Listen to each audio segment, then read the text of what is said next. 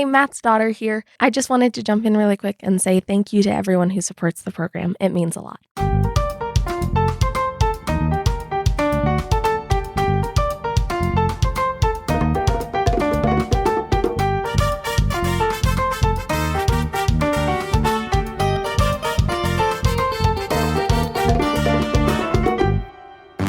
Hey, everybody, it's Matt. This is the 10-Minute Bible Hour podcast. And did you ever say something to somebody just real innocently? You're just making small talk. You're being friendly, whatever.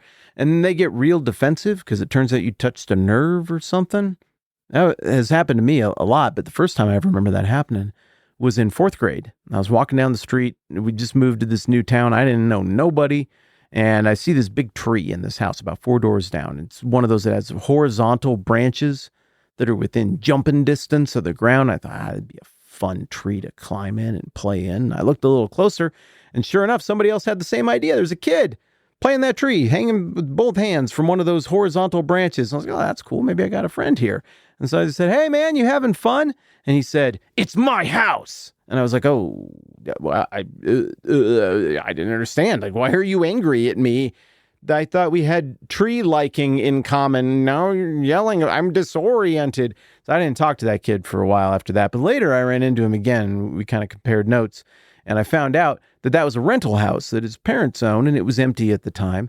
But apparently some other people had given him guff for playing in a tree that they thought wasn't his tree. And he thought maybe I was a guff giver. So he wanted to just nip that in the bud and be like, it's my house. I can play in this tree if I want to, Buster. And I mean, I guess we got past it because that's one of my that's the origin story of one of my oldest friendships. We're still friends to this day.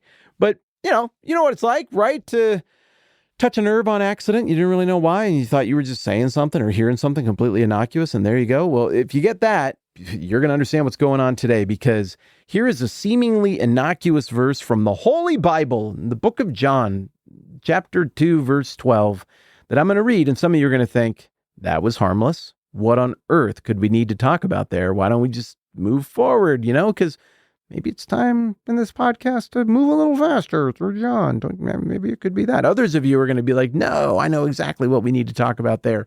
Slow down more. Talk about more history. Well, remember, this is again right after the end of the wedding at Cana, miracle water into wine. It says, after this, he, Jesus, went down to Capernaum with his mother and brothers and his disciples. There they stayed for a few days. Did you catch it? It's the brothers thing. That's why this one touches a nerve, because there's been a disagreement in the history of the church about what happened with Mary's state of virginity over the course of the rest of her life after Jesus was born.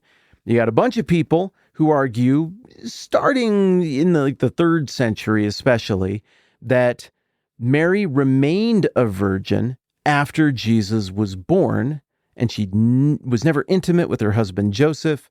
They never knew each other in that way, and they never consummated the marriage in that sense, and she never had any other kids. Jesus was her only child. There are other Christians who look at the Bible and the reasons we're going to talk about, and they say, well, no, obviously Mary was a virgin when Jesus was conceived and all the way through the pregnancy and Jesus' birth. That's very clear in Scripture.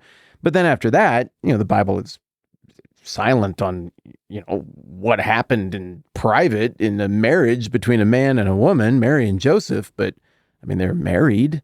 The expectation would be that you have more kids as a young wife, as a couple. And the Bible talks a lot about Jesus having brothers. I mean, a lot. It comes up. So no, why wouldn't Mary and Joseph just, be intimate as husband and wife? There's no need for a belief in the perpetual virginity of Mary. So there are the two sides, right? We're going to unpack how we get here. I know a whole bunch of you already feel very strongly about this question, and you know what you think and why you think it. Others of you are like, oh, this will be interesting. I really don't know why people think different things. I'm going to try to do my best to fairly represent what people believe. I'm also, as is our practice around here, just going to disclose what I think, and I think it pretty hard, and that is, well, I don't think the perpetual virginity of Mary is a thing. I don't see why it would need to be, and I think the Bible is pretty explicit in saying that Jesus had brothers. There's my biases. take those into account as we talk about what's going on here. So in preparation for this conversation, I went and looked up every single occurrence in the New Testament where there is some kind of reference to Jesus having brothers. And I thought, I haven't really ever gone and looked at the Greek there. I would expect the word for brother to just be adelphos, like Philadelphia, city of brotherly love. Adelphos would be, I would expect that to appear a lot, but maybe there's some other words that I don't remember from Greek class that describe this exact relationship and what these quote unquote brothers were. So I went and looked.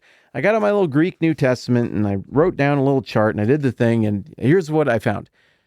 Every single time Jesus' brothers are mentioned in your English translations, the lexical, that means just the basic unadjusted dictionary definition Greek word version, the Greek word behind it is adelphos. Every single time. Now, if you go and look it up for yourself, it might be a little confusing because you'll be like, it doesn't say adelphos. It only says that, one time. But adelphos that's just a singular, just the most basic way of talking about something. Like you point and you're like, brother. That occurs once. Most of the time, what you get is adelphoi. That just means, that's a plural, brothers.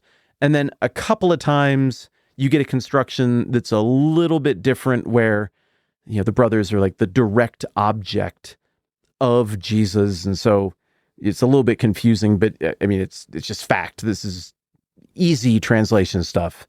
Very, very basic. So there was no ambiguity at all. And I kind of thought, given all the kerfuffle and fuss about this question, that there would be ambiguity in the Greek text, and there's none.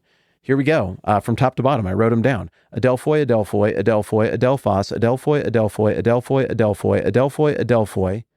And then the couple that are a little bit more complicated, but the brothers of the Lord, the brother of the Lord. So 1, 2, 3, 4, 5, 6, 7, 8, 9, 10, 11, 12, 13 mentions, depending on how we count it here, and they're all saying the exact same thing. So some of you are going to be like, well, that just settles it right there. We're done. The biblical text, it's not like this hinges on one verse. It's all over the place. Jesus clearly had brothers, and it's not even just a passing mention. We get the names of the brothers in Matthew, it's Matthew 13. Hang on. Ooh, that was a pretty good turn. One page away. Matthew 13, 55. The people are kind of questioning Jesus, and they're like, isn't this the carpenter's son?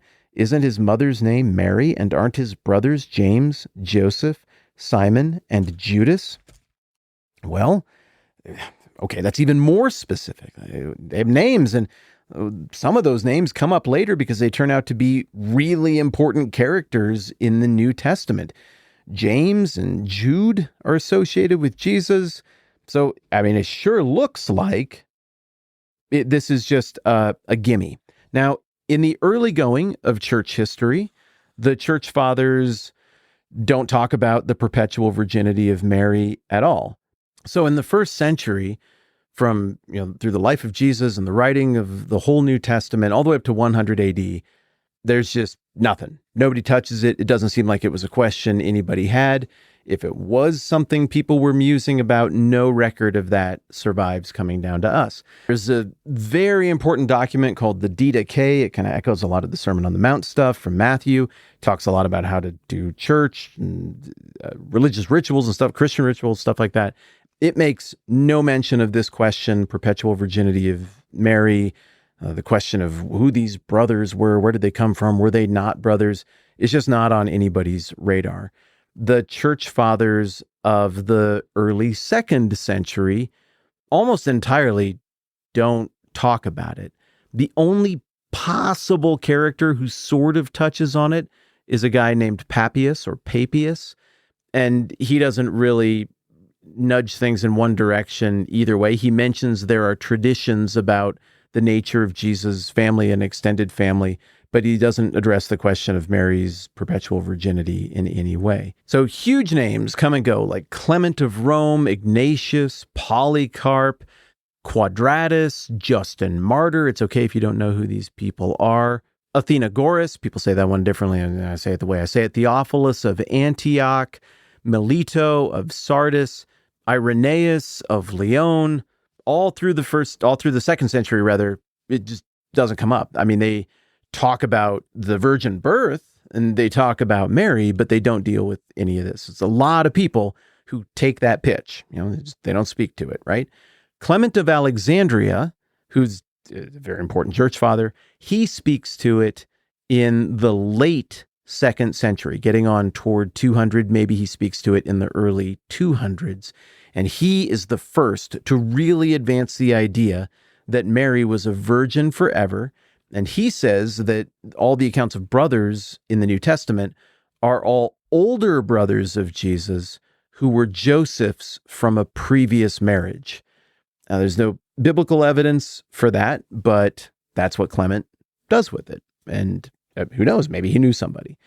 Tertullian is a very significant church leader. He's a contemporary of Clement of Alexandria, also a North African, and he absolutely acts as though Jesus' brothers are ordinary, full siblings and does not accept any of this stuff about the perpetual virginity of Mary. So, I mean, it's a pretty big name that doesn't seem to be speaking in favor of this evolving position. Well, other guys come and go. And as I look at my chart here that I've written out in front of me and I kind of treat it as a heat map, what I see is that there's still a lot of silence on the issue through the 200s, but you start to see just a little more support. You see it building through the 200s, a couple more guys weigh in. There's a guy named Origen, Gregory, and then as you get into the 300s, around the time of the Council of Nicaea, you start to see more support really developing for this idea. There is no good place for me to hit pause here. We are really into the teeth of this right now, but I want to be fair to it, and we just cannot do this in a single episode. So I'm just going to abruptly shut it down. I'm just going to keep going. We'll finish this whole thing out, and I'll give you the second half of it tomorrow, picking right up where we left off. I appreciate you so much. Do not finalize or formalize any opinions or anything on this. We still have data to explore here. And of course, remember to take into account my biases as you stew on this overnight, waiting to finish our conversation tomorrow. All right, that's good for now. I'm Matt. This is the 10-Minute Bible Hour podcast. Let's do this again soon.